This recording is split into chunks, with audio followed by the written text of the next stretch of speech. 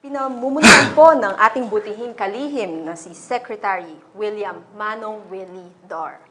Kasama ng DA ang 19 na iba pang government agencies sa task group na siya naman nagbibigay ng direksyon sa 9 na subgroups na kinabibilangan ng food resiliency, energy, food value chain and logistics, water, agribusiness, food procurement and distribution, economic intelligence, strategic communications, at aquaculture and fisheries. So, sa mga panahon po na to na labis po yung mga pagsubok na dumaragsa sa sektor ng agrikultura, mula 2020 pa po hanggang ngayon, 2021. In fact po, si Secretary Dar, tinawag niya ang 2020 na isang perfect storm at hanggang ngayon po, nararamdaman natin ang mga epekto nito. So, minabuti po ng DA na magtatag ng One DA approach o yung strategy po natin bilang isang pamilya para tumugon sa mga threats to national food security. So, kabilang na po dito ang pagpapatupad ng whole of the nation measures to revive the hog industry and reduce pork prices. So, yan po. So, sa ilalim po ng initiatives na to, meron tayong mga priorities to strengthen local production at patatagin ang hog industry for the long term. So, under the first priority of the said initiative, papaigtingin ang reporting zones. Yan po yung mga zones na hindi pa affected ng African swine fever. Papalakasin ang Babay ASF, ang Bantay ASF sa barangay. Sa kasalukuyan po yung nilolaunch sa lahat ng barangay sa Lipa, Batangas ng secretary mismo. At yun nga po, yung mga involved na mga punong abala. Maglalaan ng financial assistance para sa mga hog raisers at iba pang kasapi sa supply value chain. At ito po, good news para sa mga hog raisers natin na naapektuhan para hindi naman sila manghinaan ng loob. Magbibigay ng insurance ang Philippine Crop Insurance Corporation or indemnification for 5,000 pesos per hog, no? Dun po sa mga affected hog raisers ng ASF. So ngayong hapon po na ito para ma-reiterate yung whole of the nation measures to revive the hog industry and to stabilize pork prices, we invited po our usual suki dito sa virtual presser, si Undersecretary Ariel T. Kayanan. Siya po ang Undersecretary for Operations and Farm Mechanization ng Department of Agriculture. Sir Yusek, welcome back po. Naku, magandang hapon po, buong buo po, Ariel T. Kayanan. And to complement, Binibining Frances M. Ramos, FMR for brevity. Hindi po Farm to Market Road, FMR. Okay po, magandang hapon po. Thank you, sir. Sir, bago po kayo batuhan ng mga tanong, panoorin po muna natin yung VTR natin kasi nakapanayam po natin yung ibang mga mamimili sa Commonwealth Market kahapon. So, bilang parang price monitoring na rin, casual price monitoring natin today.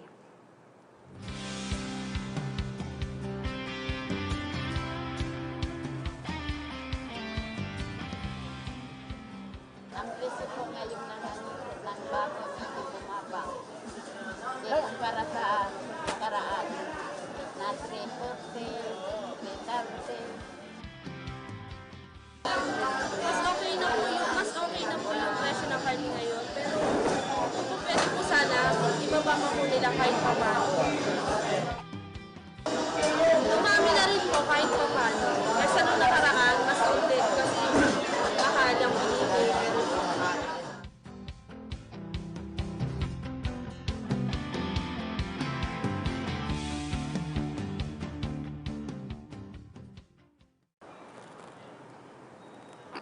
So, sir, malinaw po sa VTR na affordable po at merong karneng baboy sa Commonwealth Market noon. So, ibig sabihin, the price ceiling is at work, pati po yung efforts natin sa pag-angkat ng supply mula sa regions.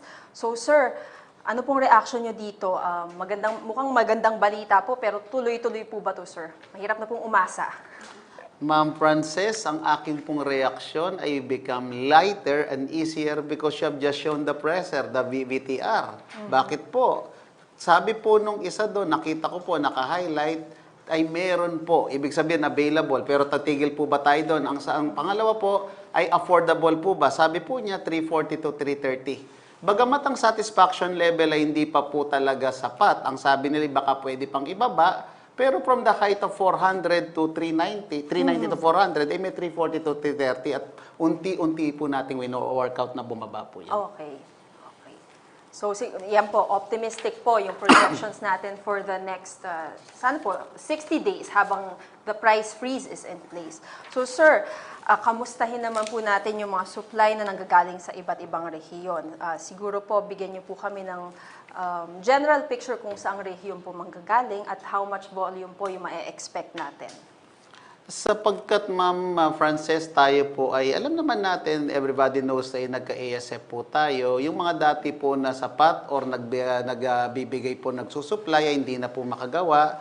Ang nakikita po natin ngayon ay meron po tayong 6 na basic region. Okay. Ito po ang Region 1, Region 4A, 4B, Region 6, Region 10 at Region 12. Makikita nyo naman po, naka-plus po sa ating screen na kung ano po ang kanilang commitment, and that commitment has been converted into what we call deliverables. Ang total po na na-commit po nila ay 4,860, at pag tinignan po natin sa kanang bahagi, ang average requirement naman po ay 4,000 per day. So, Ma'am Frances, ito na naman po ang katunayan na nagsasabing nasa level po tayo na manageable. Okay. Sapat po ang supply ng pork na nanggagaling sa mga regions. At saka noteworthy din po, sir, ilan sa mga regions na yon, Calabarzon, Soxargen, tinamaan din po ng African swine fever. Pero, I mean, despite that, sir, nakakapag-export sila ng pork supply dito sa Metro Manila. Okay? So, sir, based sa mga coordinations natin with the regional offices, saan po yung pinakamalalaki? Nasagot nyo na po yan sa Calabarzon po. Sa ngayon, Ma'am When Frances, can we expect delivery, sir? sa Ma'am Frances, ang utos po ng kalihim ay dapat po consistent, sustainable. Ibig po sabihin, hindi po isang araw lamang, 2 araw lamang, 1 linggo lamang. Number 1 po, ang makita nyo pong mabilis is ang pinakamalaki po nating supplier before is Region 3. Pero sa ngayon, maliit na lang po ang contribution niya at ito'y nanggagaling kay Puyat. Ang destination po niya, kung mapapansin nyo, gaano ka-surgical, ito po ay papunta po sa Quezon City, Caloocan at Pasay. Kanina, mean and extreme. Ang pinakamalaki po, ayan po, pinlas na po sa atin, ay Region 4A, 1,420 heads per day. Galing po sa mga sumusunod, San Jose, San Juan, Batangas, Rosario, Santa Teresita, Calacal, Lemery at Batangas. Tingnan nyo po, ang cluster po, Batangas area po. Saan po pupunta? Siguraduhin po natin dapat na sa Metro Manila, Caloocan, Taguig, Las Piñas, Makati, Muntinlupa, Pasig and Quezon City slaughterhouses, Tumbok, NCR po, Ma'am Frances. Covered po ang buong Metro Manila as far as we can see. And sir, at this point, maganda rin pong i-mention natin yung partnerships natin with the private sector, no? Kasi napakalaking tulong po nito. In fact, this morning, pinasalamatan po ni Secretary Dar ang private sector. Dahil nga po sa kanila, sa mga supermarkets natin, affordable na rin po ang pork. So sir, sino po itong mga private sector players na to? Malaki po ang naitulong San Miguel Corporation. Okay? Sa totoo lang, Ma'am Frances, sila po ay nagsabi sa atin that whatever the right hand doing should not be known by their left hand. Pero sa atin naman, napaka-unfair that we should not recognize them for the premium that they contribute. Exactly. Halimbawa po, hindi lamang po ngayon na si RSA po na San Miguel, even the height of the pandemic din, inutusan po niya ang kanyang Senior Vice President for Marketing para i-source out lahat po ng hindi gumagalaw na gulay. Baligtad naman po ngayon. Kasi ang tulong naman pong gagawa niya ay i-transport naman po yung baboy para makarating sa Manila. More than ever po, I really wanted to impress ang North Star po, si Mr. Anthony Nang po.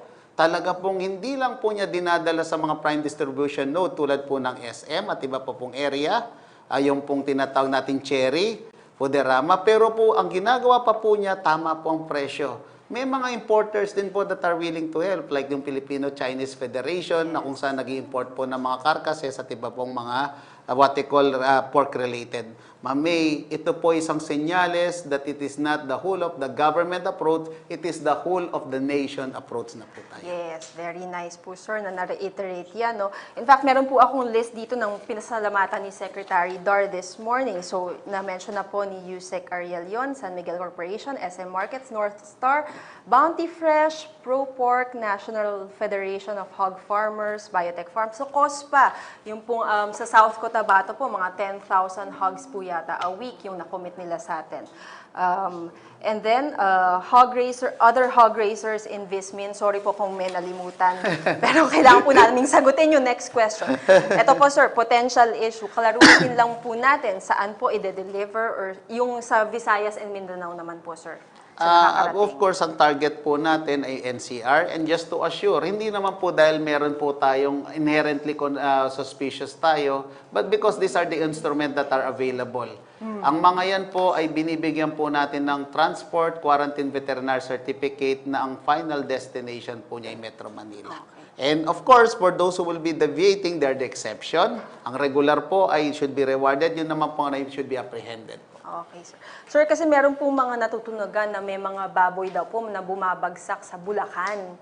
Hindi daw po sa Maynila. So, ano po yung implications nito at explanation po dito, sir? Siyempre po, ang presumption po natin dahil po, may iba po talagang gusto pong mag-take advantage sa sitwasyon. Ang binigyan po ng price freeze or ceiling ay NCR po. At ang tinitingnan po nila, maaring wala naman pong price freeze doon. Kanya dinadala po nila sa mga karating probinsya. Pero ang sinasabi nga po natin, ito po ang pagkakataon na yung patriotism, yung pagmamahal po sa bayan at sa mga mamamayan natin ay mangibabaw. Meron po talagang market ng Bulacan at ang market ng Bulacan ay huwag nating i-hamper. Pero po ang purpose natin, yung greater masses ay nasa Metro Manila po. Yes, sir. O, yan po. So, clearly po, sa Metro Manila pa rin po ang bagsak. Tama po. So, sir, let's talk hog repopulation. Ito po, papasok po siguro to sa Bantay ASF sa barangay. So, we have 600 million pesos for hog repopulation. Ano po exactly ang inaasahan nating mangyari? Ano pong mga measures ang kalakip nito? Number one po, we do not want the effort of those who will be repopulating to go in vain. That is why po sinisigurado po natin na sila po ay handa na po. The clean and disinfection is very important.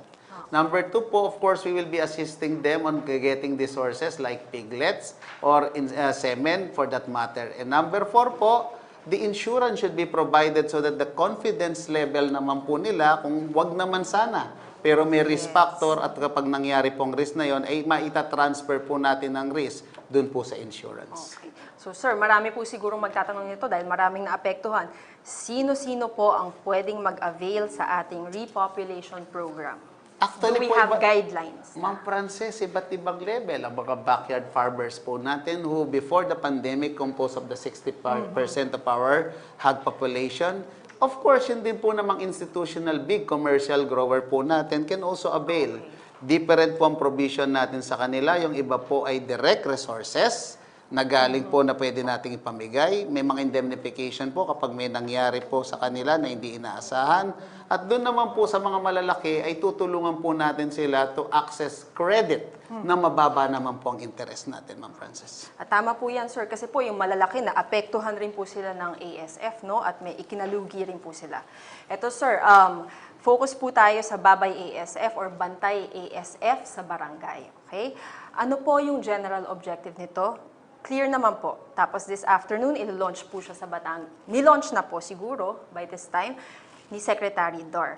So, sir, let's talk short-term and long-term effects ng Babay ASF. Ang immediate effect po niya kasi we will be empowering the LGUs to champion and assist us to mitigate, control, and eradicate ASF.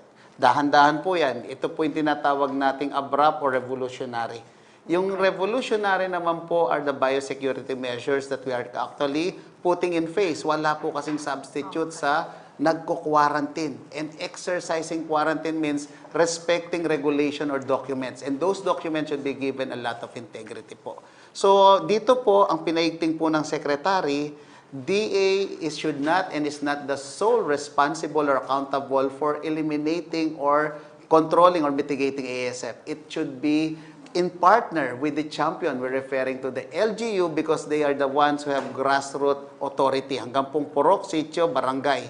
At syempre po, the stakeholders, the what we call hog racers, no matter what level they are, whether they are backyard or what we call commercial, they should actually police themselves among their ranks po.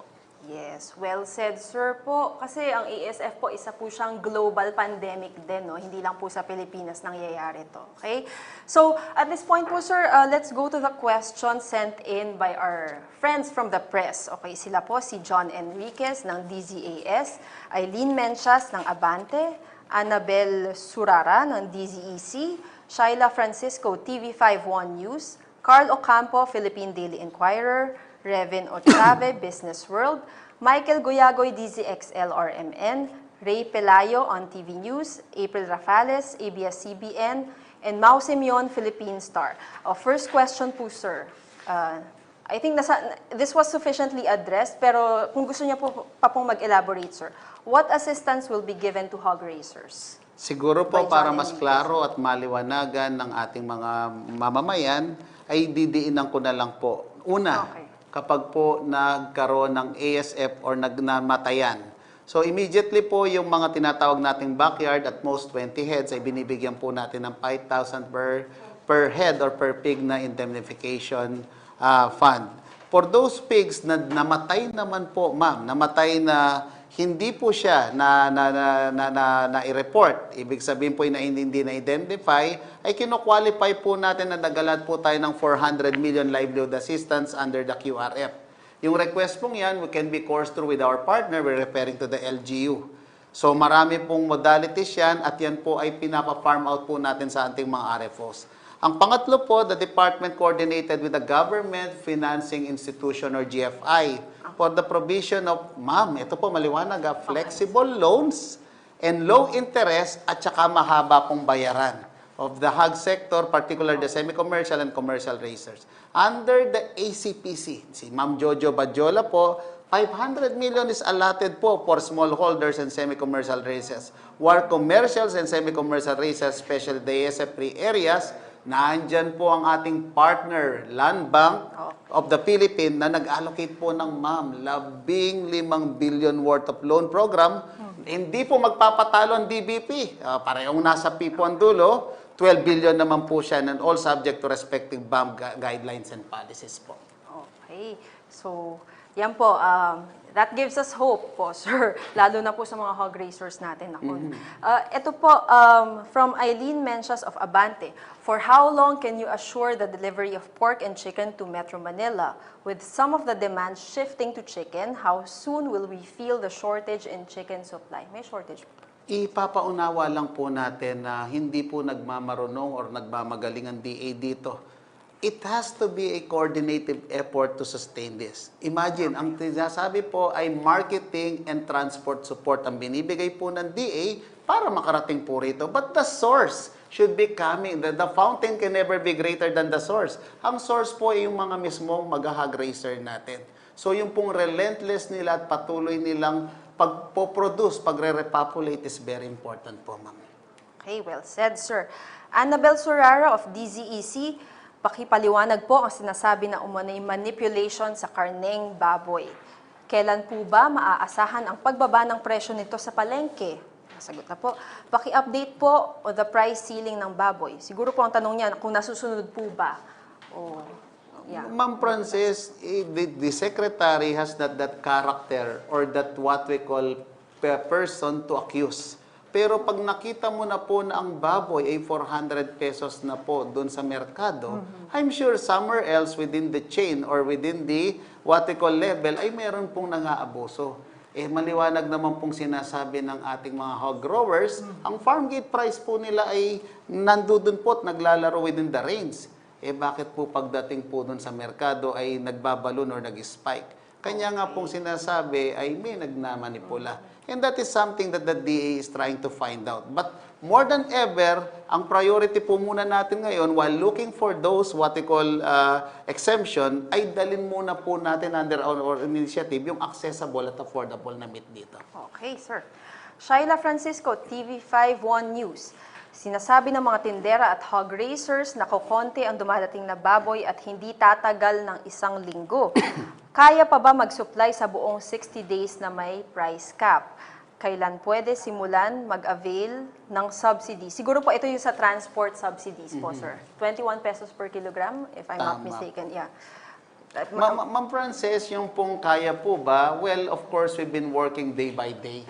Lahat naman po ng bagay ay araw-araw, parang daily bread yan. Uulitin ko po, nakakailang araw na po tayo, meron po kayo kaninang VTR na nagsasabi, hindi po tayo ang mga mamimili na meron. Hindi lang po meron, kaya pong bilhin or affordable bilhin. Pero yung kailan po tayo, hanggang kailan tayo, what they call, tatagal, ay yan po ay yung coordination po natin sa ating mga partners because our partners are very sincere. Maliwanag po ang sabi po ng kalihim, yung pong hindi po natin mapoproduce local, pilipitin man po natin, hindi natin maproduce ng local, import will be our last resort po. Ulitin ko po, last resort po, pang-augment. Okay. Sir, meron lang pong pahabol na tanong from Facebook, from Rachel Ganancial. Balik po tayo dun sa repopulation. May target provinces po ba for repopulation? At anong probinsya po ang uunahin? Actually, ang galing po nung nagtanong. It's a very intelligent question. Bakit po? Kung mapapansin po nyo, nung umpisan po natin itong ASF, what we call ZAGA, ay meron po tayong crisis management team. Inumpisan po natin sa map. May mapa po tayo na may color-coded. Immediately po makikita nyo sa map kapag green, ibig sabihin na hindi po tinamaan, ay pwedeng ibig sabihin pwedeng mag-expand yan. Ang repopulation, yung mga tinamaan, but they could only repopulate if yung color po nila ay nagbago na from red to a lighter color going to green. And the keyword there is, ma'am, they properly, one, clean. Second, disinfect. And third, sila po yung nag-exercise ng biosecurity measure. And lastly, sinubukan po nilang gamitin ng Sentinel. Ang Sentinel po ay isang scientific way na magpapakita na pag naglagay ka po ng baboy doon, na-survive po niya. So ma'am, yung kung sino-sino at anong mga probinsya, pwede po natin ipakita at ibigay sa kanila yung mapa po natin. Progressively, araw-araw po ay na-update po yan. Okay, so alam na alam po talaga ni Yusek ang situation on the ground. From Carl Ocampo po of Philippine Daily Inquirer, may mga dumadating na po ba na imported pork from where and gaano karami? Actually, ma'am, yes, meron na pong dumarating and as per the data that I received po na meron tayo, ma'am, of course, I am an engineer, gusto ko po mas accurate. The BAI, by the issuance of sanitary and phytosanitary import clearance for the month of January and February, and we regular naman po yan we could actually, and we'll be very happy to provide you kung mag-ilang metric tonelada po ang dumating na pork at saka po chicken. And I have to impress the body na kasi po ay masyado po tayong nakapokus sa kasim at saka liempo. In the carcass, meron pa pong ibang parte yan na tinatawag po natin na yung ribs, yung pong mga what they call the other parts like yung knuckles po niya, yung mga yung pisngi. So may mga opals pa po. So meron po tayong ballpark figure that I hope ay maibibigay po natin sila ng surgical. Sa chicken ganun din po, ma'am. Okay. At ma'am, gusto ko lang pong diinin ang ating pong kalihim dahil talagang pinoprotektahan po niya ang ating mga broiler growers. Sa ngayon po nakamanage po ang pag-i-import ng whole chicken. Ang pwede lang pong import ay yung mga parts na ginagamit po ng processor. Yes. Okay po. Okay, sir. Speaking of chicken po, ano po ang current prices ngayon ng meat and chicken? From Facebook po yan. Meron po tayong prevailing price kanina po nabanggit po, tama po. Meron sa sa pork po kanina ito po. Mas surgical po, Ma'am Frances, Apo. Commonwealth. Okay po. Meron po tayong 270 na lowest at ang prevailing po ay 300. So ang range po nasa 30 pesos. Guadalupe, prevailing po is 270, 270 ang lowest, 300 ang highest. Mega, Muñoz, at saka po Pasay-Pasig, almost the same po ang kanilang hanggang San Andres Market po. So, pag tinignan nyo po, ang lowest price po natin for liempo po ay pumapalo po sa 300. In fact po, yan po ang sinabi ng kalihim, 270 to 300. Yes. At para po naman sa kasim, 270 po. Okay po. Okay, sir. So, sir, ito naman po, we barely touched on this during the Q&A. Any update po sa minimum access volume allocation? Kasi gusto po nating pataasin to, di ba?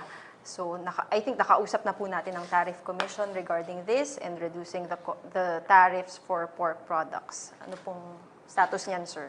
Okay po, maliwanag naman pong sinabi ng ating kalihim na ito po ay volume at saka po time bound. Ibig sabihin po, meron po kasing crisis na nangyayari ngayon, kanya naman po naging panukala yan.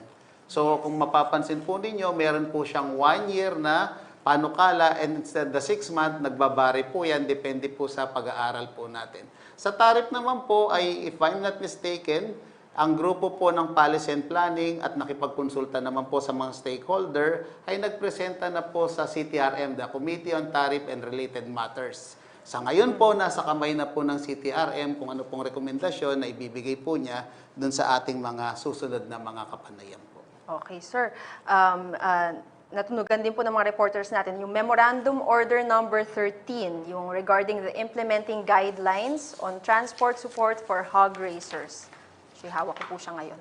Okay po, maganda po yun. Ang sabi po ng ating kalihim ay transport support po to. So, the transport support ay magbibigay po tayo ng konting subsidiya. Hindi po ganun kalaki pero konti lang po. Para sa Mindanao po ay 21 pesos po. Para po sa Mimaropa, Visayas, Bicol at Region 1 as well as Region 2 ay 15 pesos. At sa mga area ng Luzon, kasi may proximity na po tayo, yung distansya ay malapit na, 10 piso. This is gonna be added on their what we call farm gate price para po yung presyong sinabi ko, i-add mo po yun po ang magiging landed cost po sa Manila. Okay. So ang projected po natin, yung mga manggagaling sa Mindanao, 165 po ang landed. Ang Visayas, Bicol, Mimaropa, Region 1 and 2 ay 170. At ang Central Luzon po ay 180. Ano pong ibig sabihin nito? Nandoon pa rin po sila sa range ng pag-i-implement po natin ng price ceiling. Okay po, sir. Ito po, sir, alam ko, Quezon City Government ang recently nag-implement ito. Wala po bang iba pang interventions ang DA like ilibre muna mga rental fees, etc.? Siguro po sa mga pwesto nila to. Galing po yan kay Michael Guyagoy, DZXL RMN. Actually, ang galing po ng tanong niya. But that is not our domain or our authority. The markets and the mga pwesto ay under po sa mga LGU. Okay. Specifically po yung mga market masters, market administrators. So if there is a what we call partnership that we could plead, that we will support, we will be praying to the LGUs, the local chief executive, that while this pandemic is happening, while this crisis is happening, they may consider to provide that kind of what we call assistance po. Okay, sir. So, last question po, sir, from Ray Pelayo of PTV News. So, since we are in the middle of a price freeze here in Metro Manila, hihilingin din po ba ng DA na maglagay na rin ng price cap sa mga probinsya? Kasi po, naririnig po natin sa Cebu po, medyo tumataas na rin ang presyo ng pork. Katulad po ng ating sinabi, lahat po ng bagay ay may analysis or pinag-aaralan na tayo. Hindi po basta isang goddamn feeling lang na desisyon. So titingnan po natin at pag may nakikita na po tayong injury na nangyayari po dun sa sinasabi po nating industriya, then of course we will po recommend. But our recommendation will be based on data, will be based on figures so that they'll be having a lot of rationale and justification as and when we go to the proper fora or venue. Okay, sir. So, Yusek, maraming salamat po sa pagsagot thoroughly sa aming mga questions at pagbibigay ng comprehensive na situationer ngayon pong price freeze natin, yung EO 124. At sa mga update po sa mga taga-subaybay hinggil sa mga programa ng DA para sa pagpapabuti ng Philippine agriculture para sa ating mga consumers at producers na rin.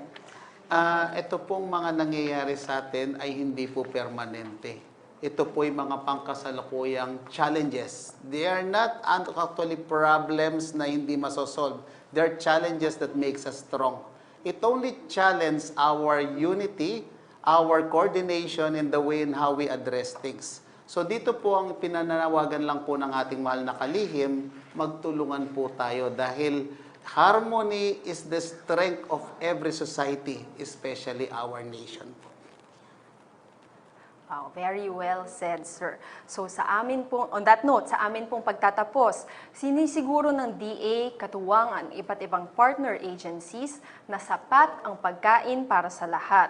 Let's all take an initiative to ensure the efficient and fast delivery of food and other produce from the farms to the markets. Magkaisa po tayo para masiguro na may sapat na supply ng mura, ligtas at dekalidad na pagkain para sa lahat. Nagpapasalamat kaming muli sa ating mga magsasaka at mangingisda at iba pang food champions na patuloy na kumikilos para kamtin ang kasaganahan para sa lahat. Sa buong pamilya ng Department of Agriculture, regional field offices, bureaus, and attached agencies, nakaisa natin tungo sa isang food secure and resilient Philippines with prosperous and empowered farmers and fishers. Maraming salamat po. Sa Radio TV Malacanang, PTV4, PCOO, Radio Pilipinas at higit sa lahat kay Secretary Martin Andanar, salamat sa pagkakataon na ibinigay ninyo sa DA at sa Task Group on Food Security. Please visit our web. Sir? Ma'am Frances, isang pahabol lang po. Okay. Siyempre si Boss Martin, di natin makakalimutan 10 ng mga taga-PCOO tsaka yung mga PIA. Pero ngayon po ay hindi ko mapapalampas si Secretary Harry Roque, the spokesperson who've been our champion in informing the masses sa Malacanang what the DA keeps busy and doing. Sec Harry Roque, saludo po kami sa inyo, sir. Yes, definitely, sir.